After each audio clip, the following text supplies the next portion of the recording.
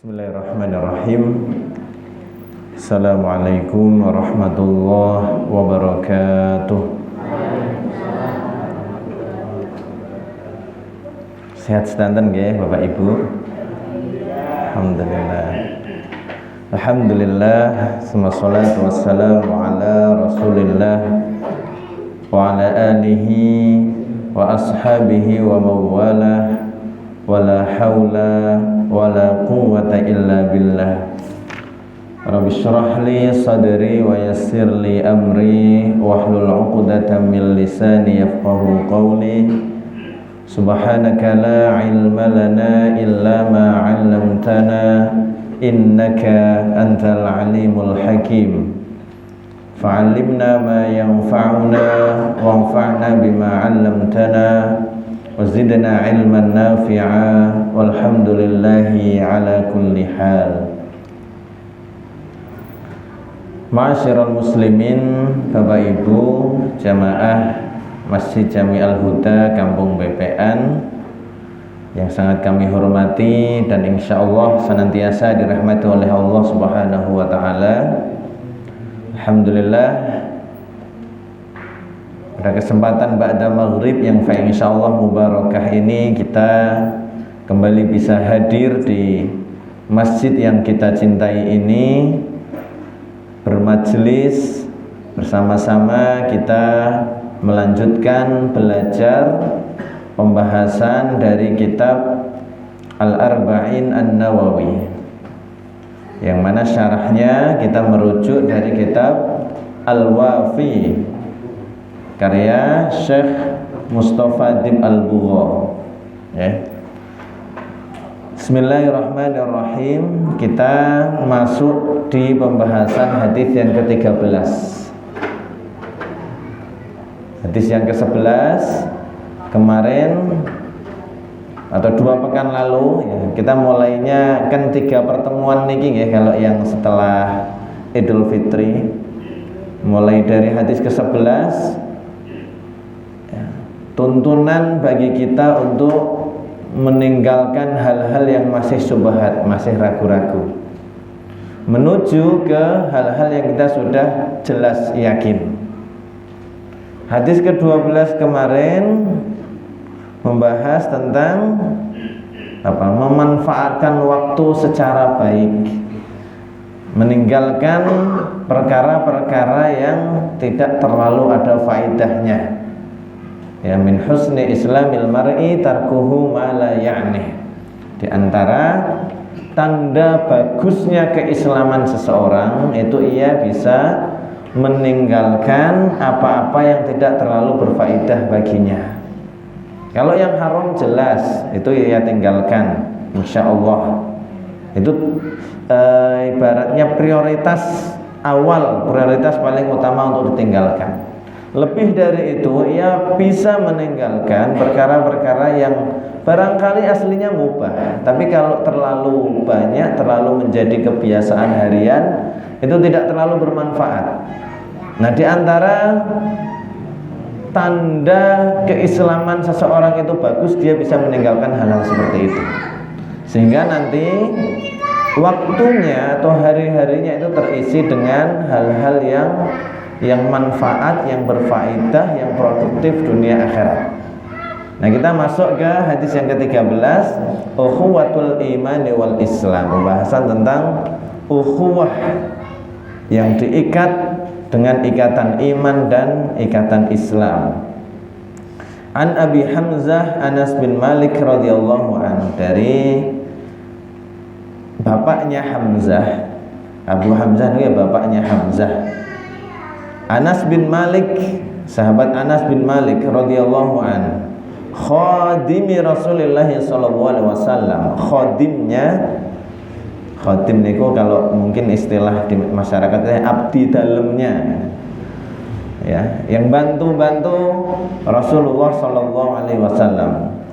Beliau mengatakan ya, bahwasanya Rasulullah SAW bersabda, la yu'minu ahadukum hatta yuhibba li akhihi ma yuhibbu li nafsihi. tidaklah seseorang di antara kalian itu beriman. Maksudnya tidaklah imannya itu sempurna hatta hingga yuhibba ya. Dia itu menyukai atau mencintai li akhihi untuk saudaranya ma apa-apa yuhibbu yang ia cintai li nafsihi untuk dirinya. Rawahul Bukhari wa Muslim. Hadis ini diriwayatkan Imam Bukhari dan Imam Muslim.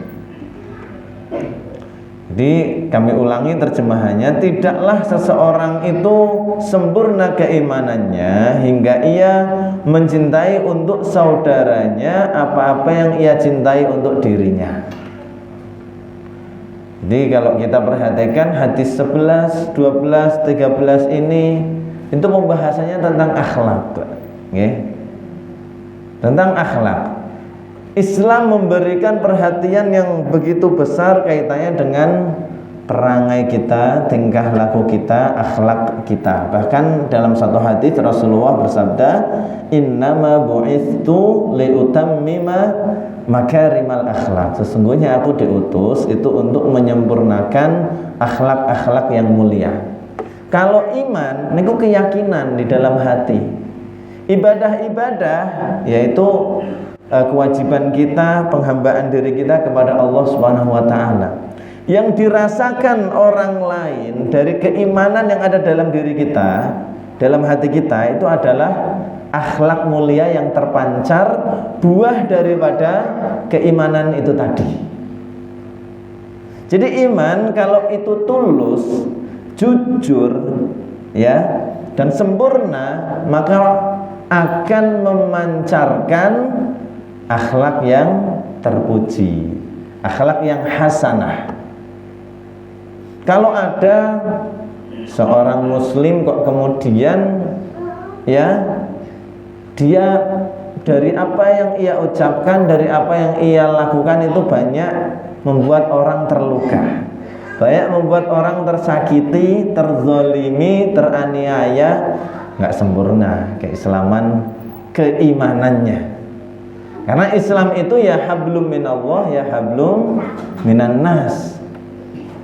Hubungan kita, kewajiban-kewajiban kita kepada Allah Subhanahu wa taala dan juga hubungan interaksi kita dengan sesama manusia. Maka dalam hadis lain apa? Al-muslimu man salimal muslimuna min lisanihi wa yadihi.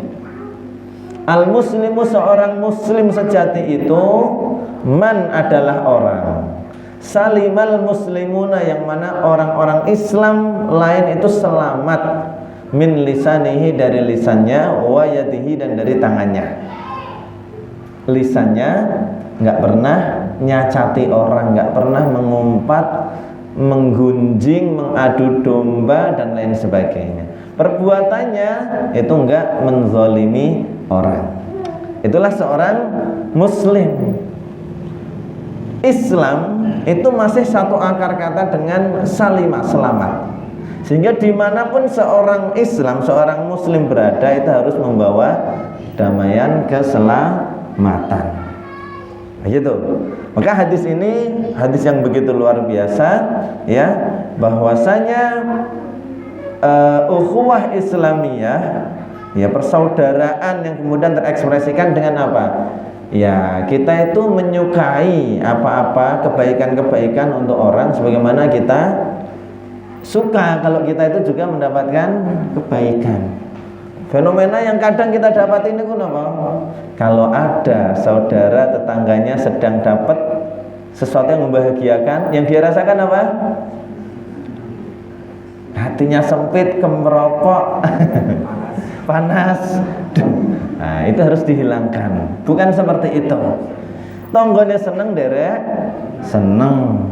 Tonggone susah, sedang dapat musibah, ikut sedih, ikut berbelasungkawa dan lain sebagainya. Ahamiyatuhu, urgensi daripada hadis ini, qala Nawawi rahimahullahu taala, Imam Nawawi rahimahullahu taala itu mengatakan fi syarhihi li sahih Muslim, dalam kitab syarah beliau terhadap kitab hadis Sahih Muslim, Imam Nawawi mengatakan menukil perkataan Imam Al-Jalil Abu Muhammad Abdullah bin Abi Zaid, Imamul Malikiyah, salah satu imam pentolan madhab Malikiyah bil Maghrib yang ada di Maghrib. Maghrib niku kita kenalnya Maroko. Fi zamanihi, ya, pada eranya dulu. Imam Abu Muhammad Abdullah bin Abi Zaid ini adalah salah satu ulama besarnya madhab Malikiyah. Sampai sekarang di daerah Maroko sana, madhab yang banyak tersebar dan dipakai umat Islam di sana adalah madhab Maliki. Maroko kemarin timnas Indonesia yang lawan timnas Maroko nggak ya? Maroko nama putih pas rame kemarin itu. Saya kurang mengikuti dunia perbolaan. Nah, apa perkataan beliau? Jama'u adabil khair yatafarra'u min arba'ati ahadits.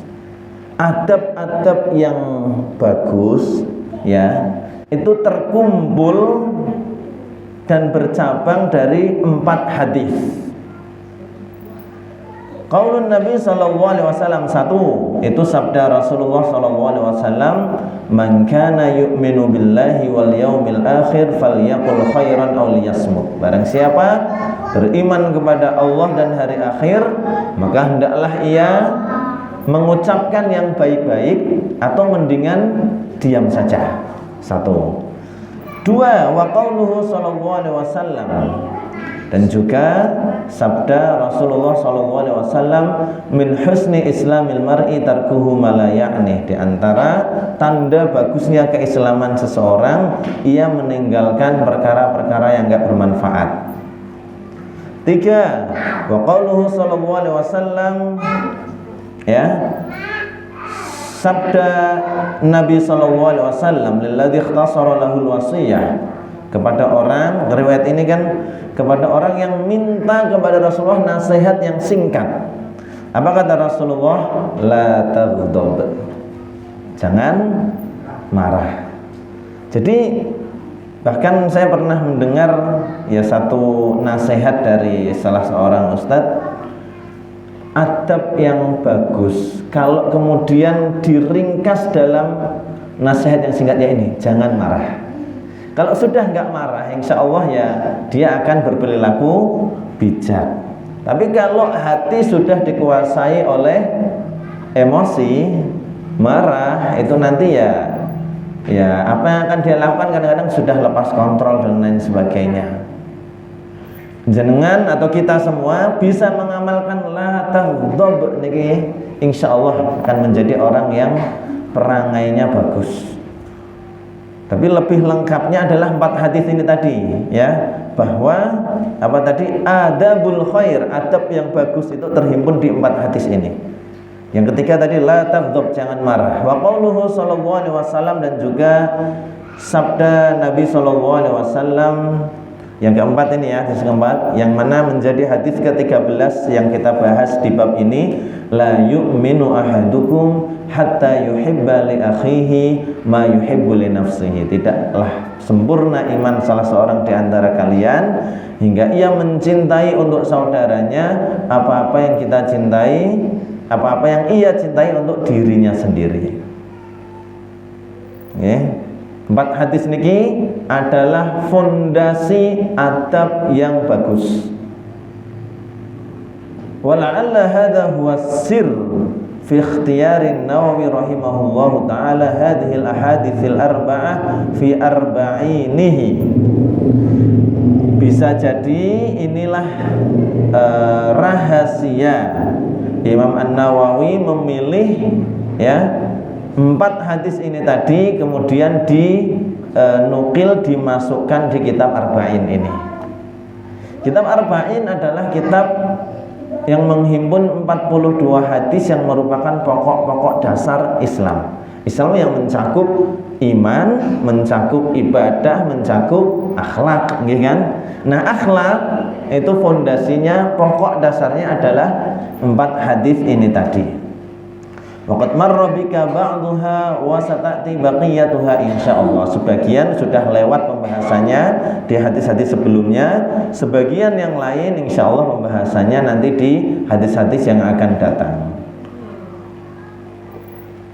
Wa qala al-Jurdani fi syarhihi al-Arba'in an-Nawawiyah, Imam al-Jurdani dalam syarah beliau terhadap kitab Arba'in ini beliau mengatakan inna hadzal haditsa qa'idatun min qawaidil Islam. Sesungguhnya hadis ini adalah satu kaidah agung di antara kaidah-kaidah Islam. Kita masuk ke fiqhul hadis, pelajaran yang terkandung di dalam hadis ini.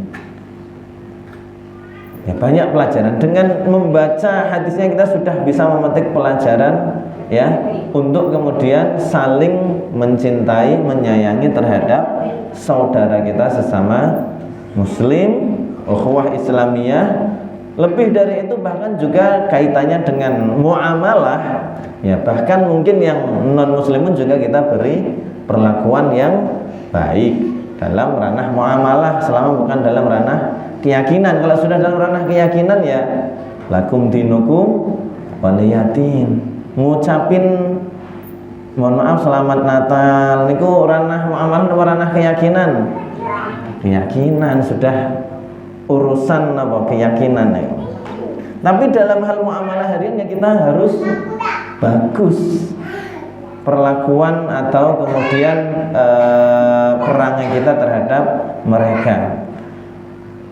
Satu, tamasukul mujtama'al muslim wal mahabbah wal wuddu fihi. Tamasukul mujtama' ya, persatuan umat, persatuan mujtama' itu ya masyarakat muslim, wal mahabbah wal wuddu fihi, kemudian saling menyayangi, saling mencintai di antara mereka. Ini pelajaran penting dari hadis tadi. Yahdaful Islamu an ya'ishan nasu jami'an mutawaddina wa mutahabbin. Islam itu menginginkan atau menargetkan agar manusia itu hidup bersama, saling mencintai, saling menyayangi. Yas'a kullu fardin minhum fi maslahatil jami' wa sa'adatil mujtama'.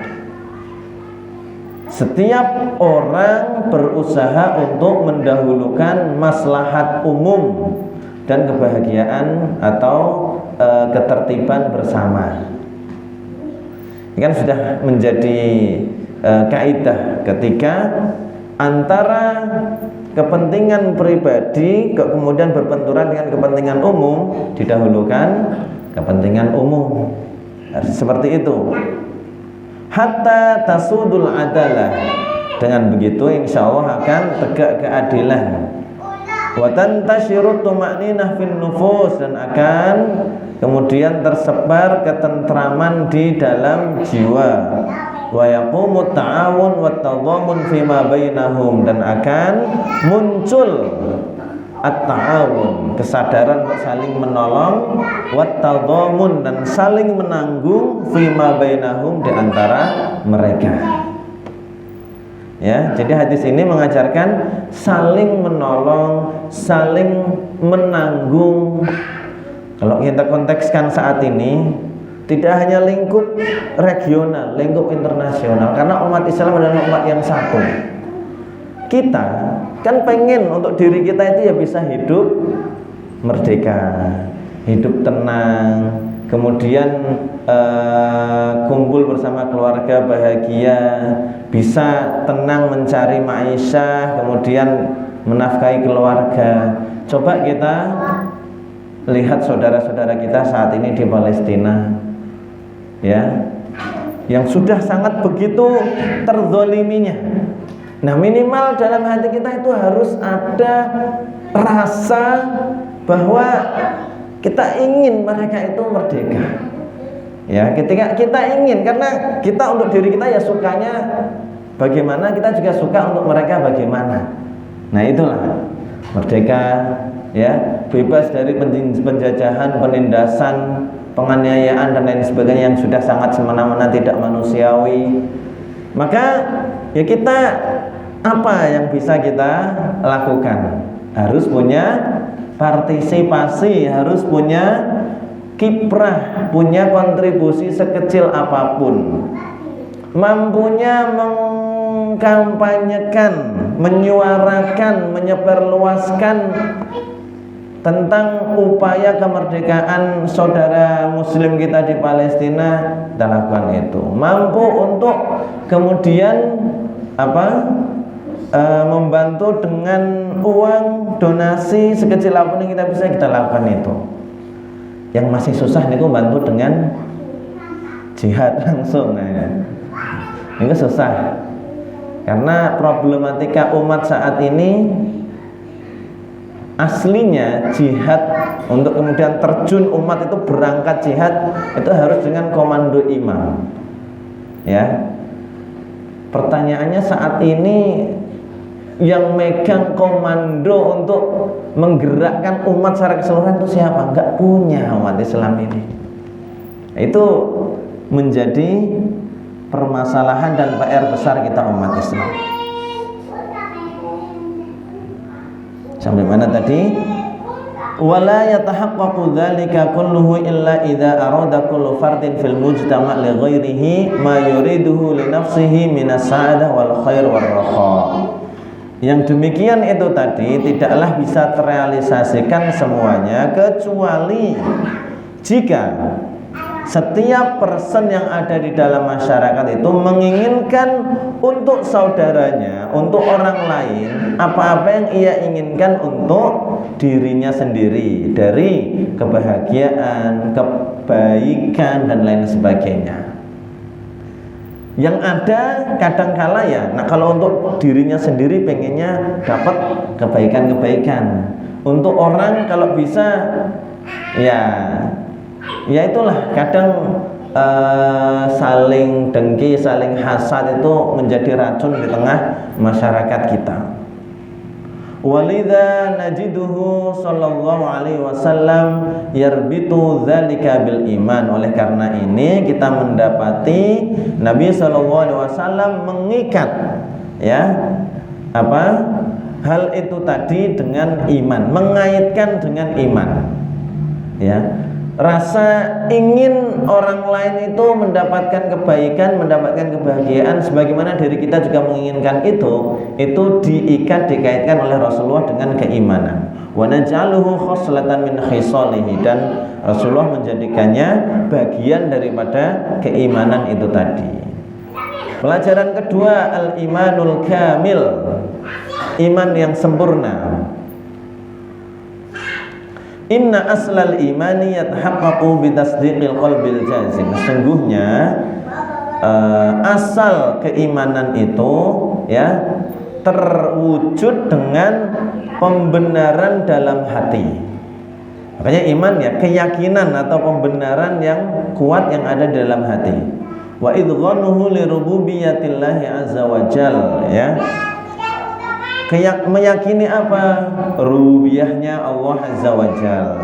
Wal i'tiqad bi baqiyatil arkan, juga meyakini rukun-rukun yang lain yang kita kenal rukun-rukun iman niku iman kepada malaikat, kepada kitab-kitab, kepada para rasul, kepada hari akhir, kepada qada dan qadar. Itulah asalnya iman. Itu keyakinan yang ada di dalam hati terhadap hal-hal itu tadi. Wala yatawaqqafu aslul iman ala syai'in siwa dzalik. Kalau aslul iman atau kemudian inti iman ya iman kepada rukun-rukun iman itu tadi, enggak ada yang lainnya. Wa fi hadzal hadis yubayyinu lana Rasulullah sallallahu alaihi wasallam annal iman la tarsakhu juduruhu fin nafsi wala yatamakkanu minal qalbi wala yakmulu fi sadril muslim illa idza asbaha insana khairin. Yang dimaksud Rasulullah dalam hadis tadi, la yu'minu itu artinya bukan tidak beriman, tapi tidaklah sempurna imannya, itu maksudnya. Kalau beriman selama beriman meyakini rububiyah Allah, iman kepada malaikat, iman kepada kitab-kitab, iman kepada para rasul, iman kepada hari akhir, iman kepada qadha dan qadar, itu sudah beriman, ya. Apa yang dimaksud adalah bahwasanya iman itu belum dianggap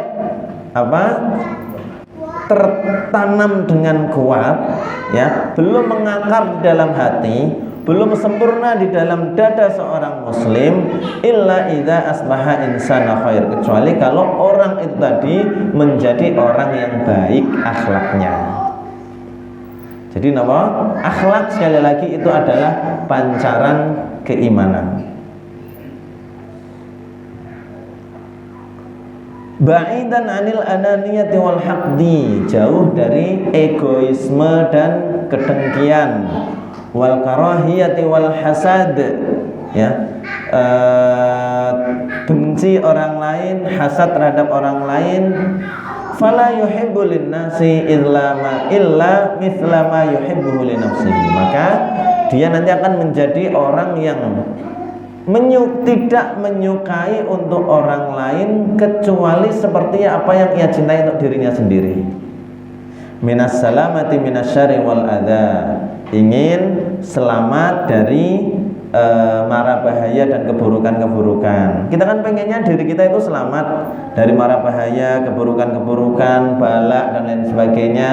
Kita juga menginginkan yang demikian itu untuk tetangga, saudara kita dan lain sebagainya.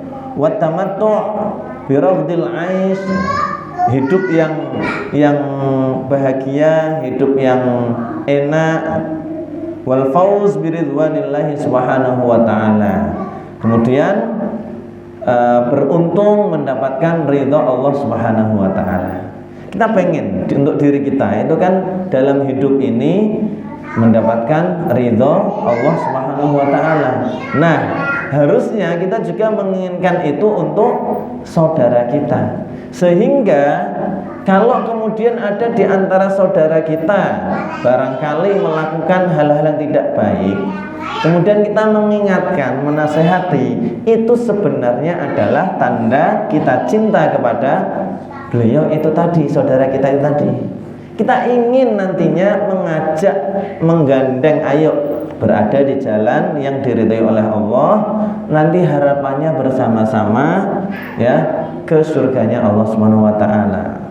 Cuman kadang kita kalau dinasehati itu kan wis rasa ngurusi, rasa ikut campur, iki urusanku dan lain sebagainya. Enggak gitu. Orang yang menasehati kita itu orang yang mencintai kita. Orang yang mengingatkan kita kalau pas kita sedang salah, kita melakukan satu kemaksiatan barangkali, itulah orang yang benar-benar peduli dan cinta kepada kita. Jadi kalau yang masih muda-muda, sahabat yang benar-benar tulus itu bukan yang kemudian ya apapun yang kita lakukan dia mengiyakan. Ya, sahabat yang benar-benar cinta dengan kita itu ya kalau kita pas sedang salah diingatkan dan mengajak kita kepada kebaikan-kebaikan. Nah, itulah sahabat yang baik dan yang tulus cintanya kepada kita. Termasuk kemudian kalau kita kontekskan dengan yang sudah berkeluarga, suami istri, nek jenengan bener-bener cinta dengan pasangan jenengan, ya diajak, digandeng menuju ke kebaikan-kebaikan. Pas melakukan kesalahan diingatkan, dinasehati dengan cara yang ma'ruf dan ihsan, yang bijak bil hikmah. Jadi menasehati jangan yang kesannya itu menghakimi, memvonis, kemudian merendahkan, jangan, nanti malah makin menjauh.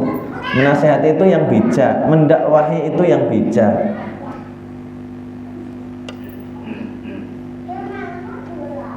Wal qurba minhu jalla wa ala, termasuk yang kita inginkan untuk diri kita itu kan dekat dengan Allah Subhanahu wa taala. Wa mimma yuhaqqiqu hadzal kamal fi nafsil muslim.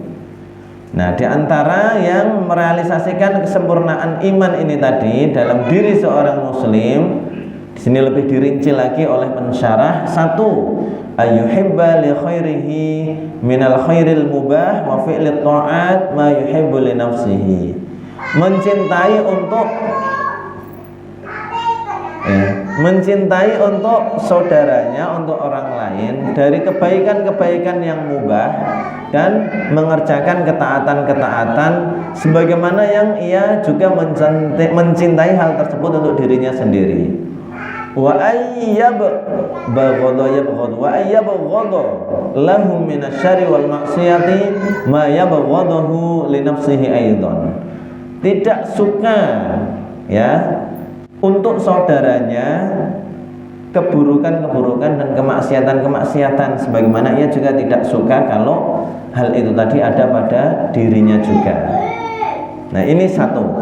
Akhraja Ahmad min hadithi Mu'ad radhiyallahu anhu. Imam Ahmad mentakhrij dari hadis yang diriwayatkan sahabat Mu'ad radhiyallahu anhu, annahu sa'ala Rasulullah sallallahu alaihi wasallam an afdhalil iman.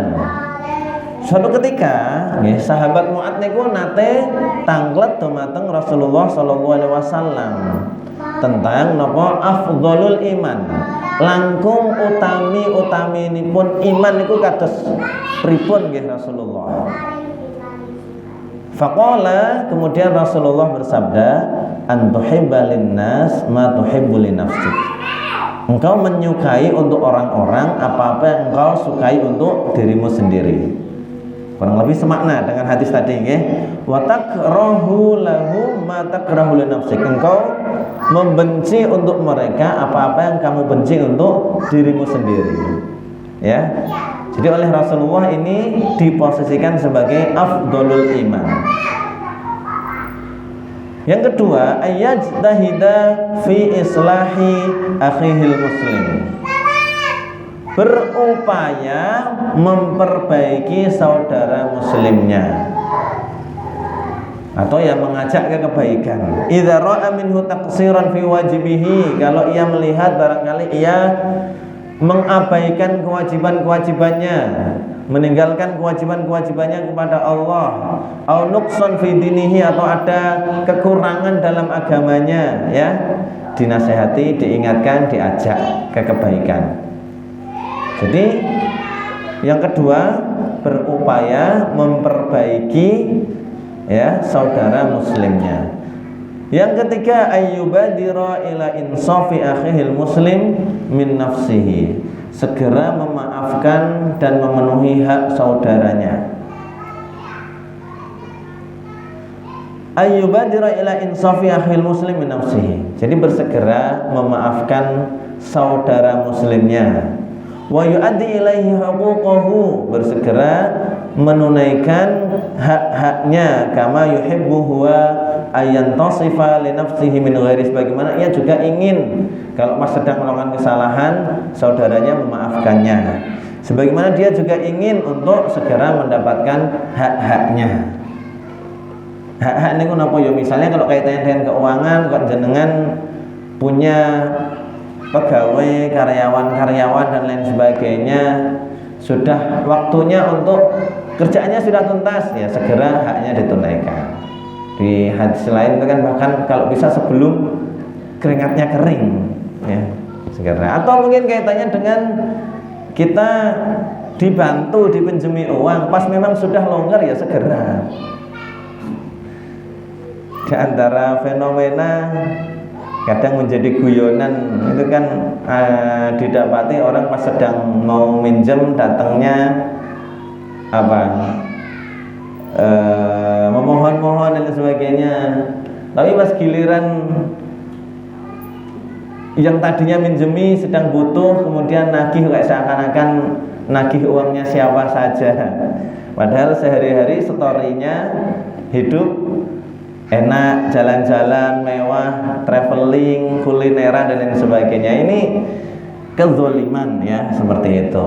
Kalau kita dalam posisi barangkali pernah dipinjemi, dibantu orang, kalau kemudian dia minjemi kita, kadang-kadang itu bukan karena memang punya lebih, tapi karena apa? Karena sayangnya sama kita. Jadi bela-belain kadang-kadang untuk saya punya apa tak jual dulu, karena ini saudara dekat saya, ini teman dekat saya, nggak enak kalau saya nggak bantu. Nah, kalau kita pernah dibantu, ya pas sudah longgar, sudah ada, ya segera. Matlul ghani zulmun, kata Rasulullah. Orang yang sudah memang punya kecukupan, kelonggaran, dia punya seharusnya hal yang harus segera ia tunaikan kepada orang. Kok itu ditunda-tunda? Itu zulmun, itu adalah kezaliman. Wa zulmu zulumatu yaumal qiyamah. Kezaliman akan mengakibatkan kegelapan pada hari kiamat kelak. Imam Muslim meriwayatkan dari Abdullah bin Amr bin As radhiyallahu anhuma dari Nabi sallallahu alaihi wasallam qala, beliau bersabda, man ahabba ayyuzahziha 'anil nar wa yudkhilal jannah, barang siapa yang ingin dijauhkan dari neraka dan dimasukkan ke dalam surga, fal tudrikhu maniyatuhu wa huwa mu'minun billahi wal yawmil akhir wa ya'ti ilan nasi alladhi yuhibbu ayyu'ta ilaihi. Ya, artinya adalah hendaklah ia mati dalam keadaan iman kepada Allah dan hari akhir, ya, dan menunaikan wa ya'ti ilan nas, menunaikan kepada orang apa-apa yang ia ingin, ya orang itu menunaikan kepada dirinya. Ini konteksnya. Ya, jadi di pelajaran yang kedua ini tadi, kesempurnaan iman itu secara rincinya ya dengan 3 hal ini tadi. Menyukai untuk orang lain dari kebaikan-kebaikan, ketaatan-ketaatan sebagaimana itu kita cintai untuk diri kita sendiri. Ya, kemudian berupaya untuk mengajak ke kebaikan saudara-saudara kita. Kemudian yang ketiga adalah segera memaafkan kalau barangkali saudara kita melakukan kesalahan terhadap kita. Kemudian bersegera menunaikan hak-hak saudara kita yang barangkali kita harus segera menunaikannya. Itu pas, ya. Waktunya habis. Ya, sebenarnya belum tuntas secara hadisnya, insya Allah kita lanjutkan di pertemuan yang akan datang. Kalau kita masuk ke pelajaran yang ketiga nanti tidak malah waktunya kelewat terlalu jauh. Nggih, ngaten Bapak Ibu jamaah yang dirahmati Allah Subhanahu wa taala.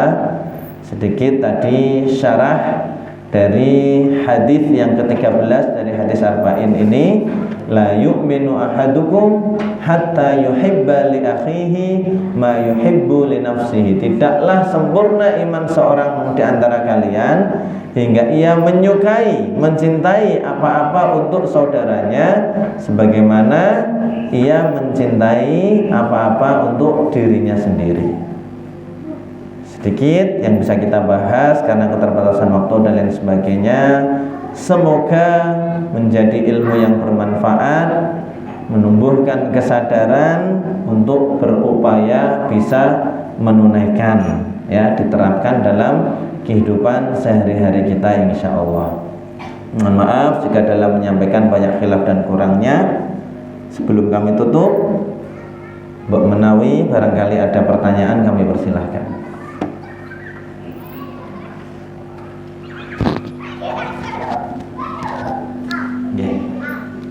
Kalau cukup, monggo kita akhiri majelis kajian hadis arba'in kita pada kesempatan malam hari ini dengan bersama membaca Alhamdulillahirabbil alamin dan doa kafaratul majelis. Subhanakallahumma wa bihamdika asyhadu an la ilaha illa anta astaghfiruka wa atubu ilaik.